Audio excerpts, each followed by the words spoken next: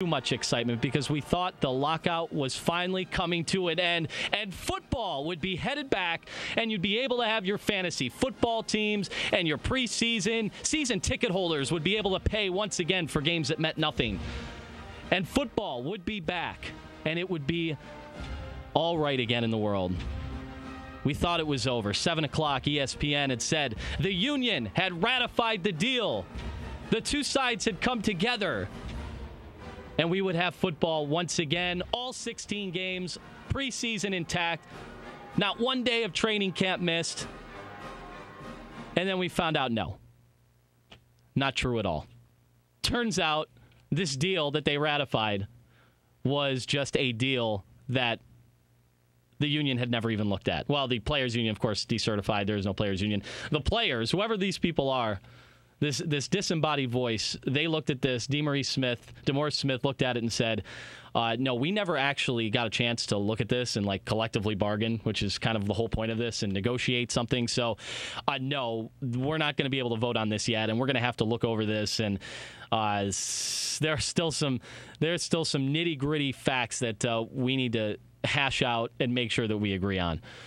So football is still, I don't want to say in jeopardy. A lot of people do think this is going to happen, and they're going to get this done. We do know Canton and the Hall of Fame game is no more. I know that is devastating. I know it's that first chance to see football and to see those starters out there for 5 or maybe even 6 or 7 plays. We're not going to be able to see that because that game has been canceled. That is the first game has been canceled. We have missed something, and it is the Hall of Fame game, which is even more devastating for Shannon Sharp and Deion Sanders, guys that are going into the Hall of Fame this year, and they get to take the booth, and they get to tell us stories, very bizarre stories from their playing days, and force feed these in during the broadcast of the Hall of Fame game. That is going to be missed. Yesterday, we topped out at 102 degrees. I believe it was a record, and we got pretty close to the entire record ever in the city of Syracuse and in central New York. I think 103. I don't think it's ever gotten hotter than 103, and who knows what the heat index is, but that's something for a properly sealed meteorologist to try to delve into. But it was a bad one yesterday, so hot that people were seeking refuge in the Carrier Dome. I went to undergrad at Ohio State, and, we've had some problems, but the video game doesn't know that Terrell Pryor is not going to be suiting up this year. It doesn't know that the sweater vest, Jim Tressel, lost his job. They're not very up-to-date on these things, and so you have like Ohio State's best 5 players, or 4 of their best 5 players are missing the first 5 games, and then Terrell Pryor was completely jettisoned. He's not even part of the team. But on the field, because they were going to be a top 5 team, they're going to be really good. So it would be fun for me to take the helm as the coach of my alma mater and to have them win games. Now, who knows? Those games might be vacated down the road, given what's happened at Ohio State. So now you're subjected to me, Anthony Lima, from YNN, the 24-hour news television station in town owned by Time Warner, and I'm very happy to be here. We do a lot of sports as well on Time Warner, so I am no stranger to Central New York sports. As I reside here. I've been living here for 2 years, and this is the second time Axe has had me do this. We've got a huge weekend coming up, so we're going to preview some things that are coming up. Mike Lindsley was on the last program calling in from Cooperstown. We are going to talk Cooperstown. That'll be 5 o'clock hour. We'll be talking about the Baseball Hall of Fame, as we've got to break down Roberto Alomar and Bert Blyleven and Pat Gillick, because I know that's what we do in Sports Talk, where we talk about Hall of Fames. That's one of the things that I think that's the reason Sports Talk Radio came into effect, was because people needed somewhere to vent about Hall of Fame. So we'll talk a little bit about that with Ahmed Fareed, a Syracuse graduate. We have him slated to come on late in the show, and he'll be able to break down what's going on in Cooperstown. They've got some huge programming at the MLB Network. They do a whole studio show there, and should be a good time. Let's see if they can reunite Roberto Alomar and John Hirschbeck. See if we can see. That's something Tosh 2.0 would do. I think he would go through and put some sort of dramatization on what happened there with the whole spit and everything, because that's what you're going to hear about over the weekend about Roberto Alomar. Nobody doubts that he certainly deserves to get in the Hall of Fame. So hopefully we'll talk about that with Ahmed Fareed and find out how controversial his selection is here in the second time around for Alomar. Certainly a Hall of Famer. Really probably should have been a lock for a first ballot Hall of Fame. But we've got a lot more program coming up before that. I've got a special treat coming at 2:30, a very special treat. I know there are a lot of gamers. I'm not one of them, but I know there are a lot of gamers that love their NCAA football game, and we are certainly going to have to get into the fact that EA Sports College Football released their new college football game over the last 2 weeks. So a lot of people spent whatever money they had left in the coffers. They spent their savings, $30, $40 on going out to get this game.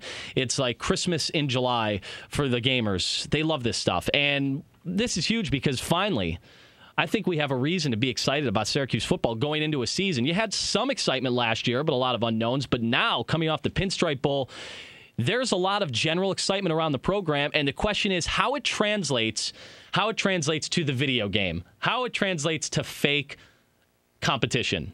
Because there are a lot of people that sign up on this immediately. I've been over the house of a friend who's going to be coming out. I'll tell you who it is in a second. I've been checking them out. People have made all sorts of. You have all these dynasty modes, and people set up their teams, and they set up their Syracuse Orange teams. And if they're Syracuse people, it's going to be included. They're going to adopt that team, and it's the Syracuse Orange actually is not as high as you may think in the Big East standings in terms of rankings. They rank every player, they rank every team, and then you go out there and play with the guys that are going to be playing, in the Carrier Dome during the fall this Saturday. And so what we're going to have Nico Tamurian, I think is how we pronounce his name. He's coming on. He's a friend of the program. We've had him on before. He is a sports anchor, reporter extraordinaire for CNY Central. He's going to come on and break down Syracuse and how they are represented on EA Sports. Is this team fairly represented or not? He'll go through the roster. He'll tell you who is overrated, underrated, or maybe just exactly where they need to be. And he'll also break down all the minutia of this game. How does the Carrier Dome look? They spend a lot of time and energy trying to make these stadiums look exactly how they're supposed to look like in real life. And one of the cool wrinkles, the weather. I mean, they've been doing this for a few years, maybe. As I said, I'm not a gamer. But however the weather is out there where these games are being played, when you're playing them, say yesterday you log on and you want to play at Oklahoma. So you go out there and you want to see how it is in Norman. However the weather is in Norman, that's exactly what the weather is when you're actually playing the game. It's one of these interesting things that they put a lot of effort into, and they've got the Weather Channel involved. You also hear ESPN. Am I allowed to say ESPN Radio on these airways? Well, they have the news updates from ESPN Radio, from the national the radio. So it's one of those cool things. They definitely put a lot of energy and time into this to make it, to really simulate the experience of playing an actual game come this fall. So we're going to talk to Nico and find out exactly where Syracuse is, how good are they? Can he make a run at the national championship on a video game? Are they good enough? Where is Ryan Nassib on this? Did they pronounce his name right? How are you, Anthony? Hey, it's a pleasure to have you on, and I know that one of your big things this time of year, like I called it Christmas in July for you gamers, it is the new EA football, college football game. Absolutely, and it's one of those things where, it's 101 degrees out yesterday. You just pull yourself up and play for a while. It's kind of fun. So the first thing I care about, just because, I'm in the field of broadcasting, who's calling the games this year? Who do you have to be subjected to for the hours and hours and hours that you're going to be listening, playing this game? You are subjected to Brad Nessler, play-by-play with Kirk Herbstreit on the color. And the disappointing thing is that for years, Lee Corso was also on the call, but he is mysteriously missing from this year's game. So Wait that's never a second. Good. No Lee Corso? And he used to have these great lines that make you laugh, even if they repeated about 100 times in the same game. But, Lee Corso's not there. You've got Erin Andrews on the sideline as well. You don't see her, you just hear her.